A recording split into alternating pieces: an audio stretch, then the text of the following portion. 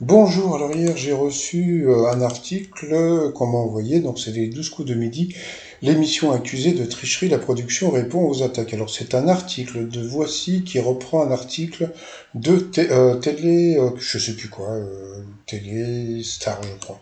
Donc voilà, où il parle donc voilà au sujet de la tricherie. Donc concernant le problème de la difficulté des questions de la production balaye les accusations d'un revers de main, il ne s'agit que de simples interprétations de la part de certains téléspectateurs, bien sûr. Elle réitère ce qui a déjà été dit à de nombreuses reprises.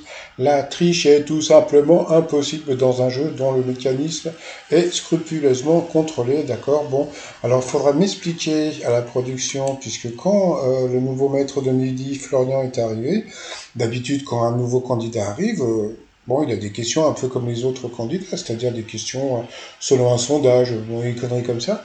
Et voilà le genre de questions qu'a eu Florian. Coco Chanel était une chanteuse d'opéra. Bon, je préfère ne rien dire, donc pipo pipo. Après, qu'est-ce qu'on a eu? Bon, ils ont parlé aussi du fait que ce soit un copain de Stéphane qui a remporté la dernière vitrine. Bon, bah voilà, ils ont dit que c'était un hasard. Moi, je reviens toujours sur ce qu'avait dit Castaldi, hein, il avait dit qu'aux États-Unis, parce que bon, il faut savoir que Benjamin Castaldi, bon, peut-être qu'il fait le con à TPMP, mais bon, il a quand même vendu pas mal de programmes de télé aux États-Unis et il connaît pas mal les ficelles. Et il avait dit qu'aux États-Unis, depuis qu'il y avait eu le scandale avec je crois que c'était sur qui veut gagner des millions, un truc comme ça, et bien aux États-Unis, maintenant, il y a un huissier qui est là pour regarder l'ordre des questions et il avait bien dit, et ça, la production des 12 coups de midi ne l'a pas attaqué pour diffamation. Il avait dit dans ce TPMP, en France, le producteur peut envoyer les questions qu'il veut, et il a des cartouchiers et il peut choisir les questions faciles, moyennes ou difficiles.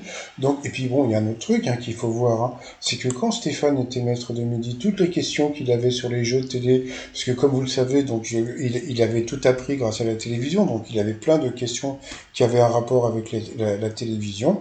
Et là, si vous pouvez voir par rapport à Florian, bah, il va avoir plein de questions sur l'histoire, sur les musées, etc. Pourquoi? Parce que bon, bah, on va dire que c'est sa spécialité. Et puis, bon, d'après ce que j'ai vu et surtout entendu, eh bien, il a pas mal de spécialités sur de la musique aussi. Donc voilà. Donc après, c'est à suivre. Mais franchement, je pense que bon, ils auraient dû juste balayer comme ça, parce que franchement, de dire que c'est impossible, je préfère ne rien dire. Allez, je vous dis à plus tard. Bye bye.